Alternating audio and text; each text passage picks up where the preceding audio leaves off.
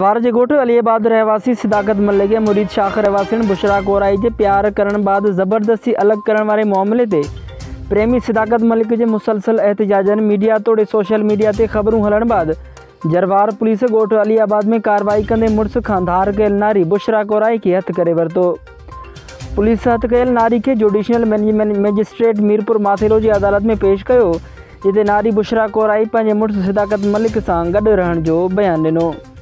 नारी जे बयाननि बाद अदालत नारी खे मुड़ुस हवाले करण जो हुकुम ॾिनो। बाद में जरवार पुलिस नारी खे जरवार थाणे ते खणी आई ऐं पुलिस सिदाकत मलिक खे ॿिए थाणे ते घुराई। स्टाम्प पेपर ते लिखत कराइण बाद पुलिस नारी खे पंहिंजे मुड़ुस सिदाकत मलिक हवाले कयो। होॾां नारी बुशरा मीडिया खे ॿुधायो त मूंखे 4 ॾींहं अॻु मुड़ुस खां ज़बरदस्ती धार करे मुनीर कोराई वटि क़ैद कयो वियो हो। जरवार पुलिस अॼु वॾेरे जी क़ैद मां बाज़ियाब कराए मुड़ुस जे हवाले कयो आहे।